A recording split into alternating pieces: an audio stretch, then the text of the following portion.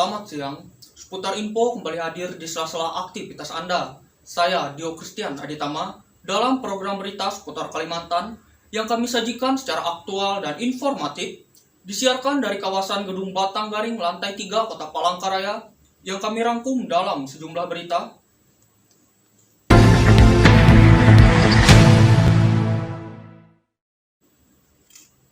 Ketua DPRD Banjarbaru Fadliansyah memimpin rapat paripurna dengan agenda penyampaian perubahan KUA PPAS APBD tahun 2020 pada Rabu 19 Agustus 2020, di mana rapat paripurna tersebut dihadiri pula oleh pelaksana tugas Wali Kota Banjarbaru Haji Dermawan Jaya Setiawan yang saat itu juga menyampaikan perubahan KUA PPAS APBD tahun 2020.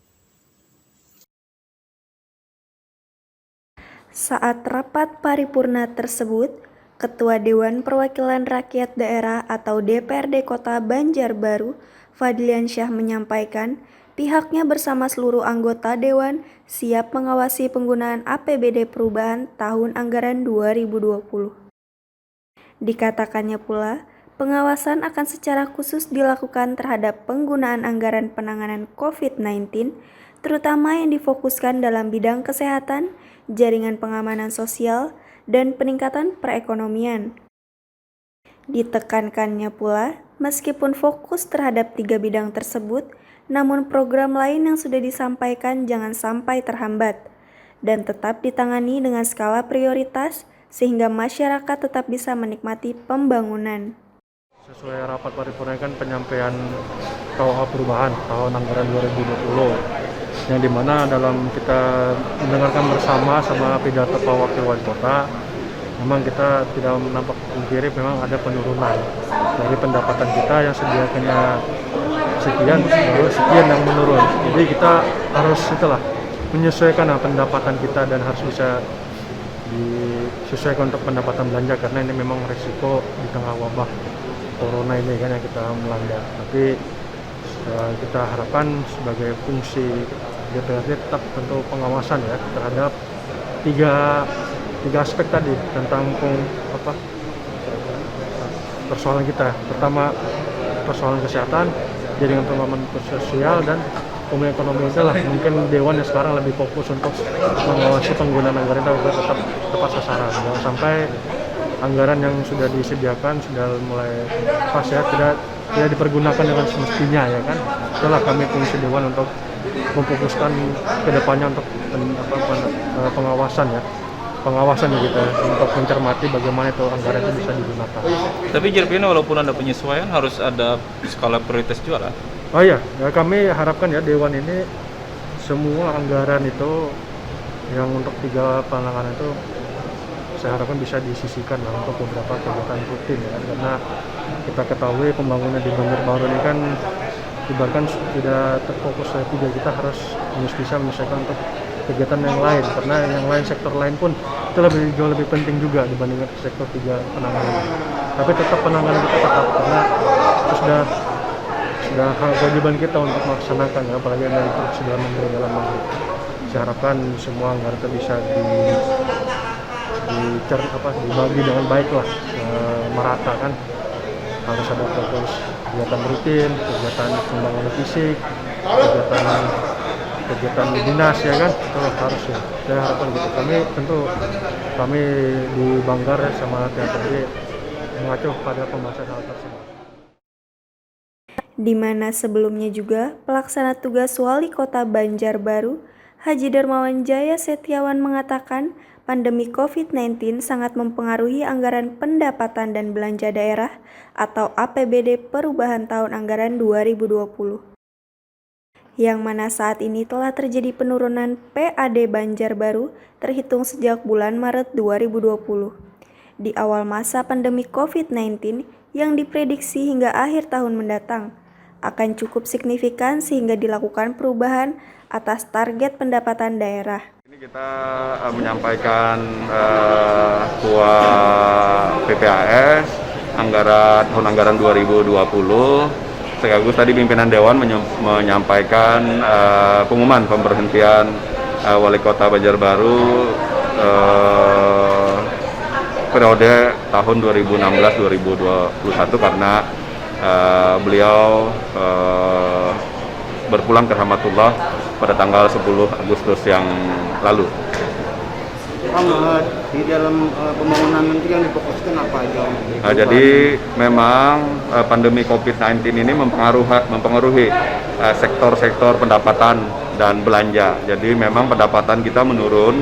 Tadi pendapatan asli daerah misalnya dari sekitar 240 miliar turun menjadi kurang lebih 197 miliar. Jadi 240-an menjadi 197. Konsekuensinya belanja kita juga turun karena dana-dana yang lain juga mengalami penurunan. Total kurang lebih APBD kita tahun 2020 ini ada sekitar 1,2 triliun. Memang akhirnya karena kondisi COVID-19 kita mau tidak mau merubah target pembangunan kita. Misalnya pertumbuhan ekonomi yang kita targetkan bisa mencapai 7%. Nah, kita sekarang berkisar target pertumbuhan ekonomi kita sekitar 2-3%.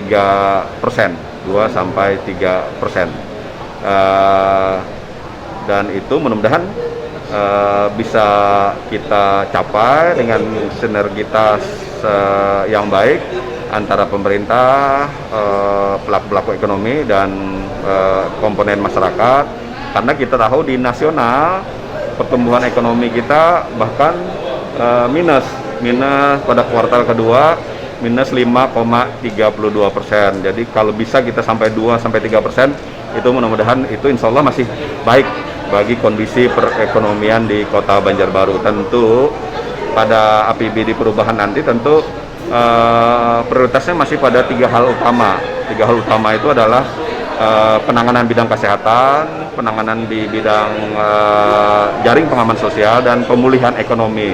Namun kita sudah juga mengembalikan dana-dana kepada SKPD agar bisa melaksanakan target-target dan tugas-tugasnya masing-masing sesuai bidangnya masing-masing. Namun tetap 3 hal tadi menjadi prioritas utama kegiatan pembangunan di Kota Banjarbaru. Dan tentu dalam kesempatan hari ini marilah seluruh masyarakat Banjarbaru berperan mengambil kontribusi yang nyata untuk perbaikan kondisi kesehatan dan ekonomi, karena ini keduanya berkaitan. Kalau kita sehat, tentu aktivitas ekonomi kita bisa berjalan dengan baik. Kalau ekonomi kita baik, tentu juga kesehatan kita menjadi terjamin. Nah, caranya adalah melaksanakan disiplin protokol kesehatan. Karena ini sebenarnya relatif murah. Kita pakai masker, cuci tangan, dan jaga jarak itu relatif murah daripada kita melaksanakan tahap-tahap penanganan berikutnya. Penanganan berikutnya itu ada tracing, testing, itu sudah keluar biaya banyak. Apalagi sampai tahap treatment, perawatan baik di karantina atau di rumah sakit itu biayanya lebih banyak lagi. Nah, jadi marilah kita ambil jalan yang menurut kami murah dan bisa sebenarnya kalau kita mau dan kita ingin berpartisipasi memperbaiki kondisi ini, yaitu dengan disiplin memakai masker, jaga jarak, dan rajin cuci tangan. Jadi kalau 2 orang, ada salah satu orang terpapar tidak pakai masker, maka 100% yang sehat itu bisa menjadi terpapar. Tetapi kalau yang sehat pakai masker, yang terpapar tidak pakai masker, itu turun risikonya menjadi 70%. Kemudian kalau yang terpapar itu pakai masker, yang kita sehat tidak, itu menjadi 5%. Kalau dua-duanya pakai masker, risikonya turun lagi menjadi 2% risiko penularan. Kemudian ditambah lagi jaga jarak 2 meter, maka risikonya bisa menjadi 0%. Saya kira itu yang harus kita laksanakan sekarang ini. Teman-teman media, ayo sama-sama menjadi bagian. Jadi masyarakat sekarang dalam pelaksanaan protokol kesehatan ini, promosi pelaksanaan protokol kesehatan ini bukan hanya menjadi objek, tapi menjadi subjek. Jadi masing-masing kita melaksanakan dan kemudian mempromosikan kepada orang-orang terdekat kita, kawan-kawan kita, sahabat kita, masyarakat luas. Itu yang kami harapkan sekarang. Mudah-mudahan dengan sehat dan kita aman dari penanganan COVID-19, ekonomi kita juga bisa terpelihara, pertumbuhannya tetap bisa positif dan dari waktu ke waktu bisa semakin membaik. Ya, terima kasih. Selain itu, disebutkannya juga pendapatan asli daerah yang sebelumnya ditargetkan mampu menghimpun penerimaan sebesar 240 miliar, kini turun menjadi 170 miliar, sehingga harus dilakukan penyesuaian di beberapa sektor. Dari Kota Banjarbaru, Provinsi Kalimantan Selatan, Ratno Timur, Kalteng News TV melaporkan.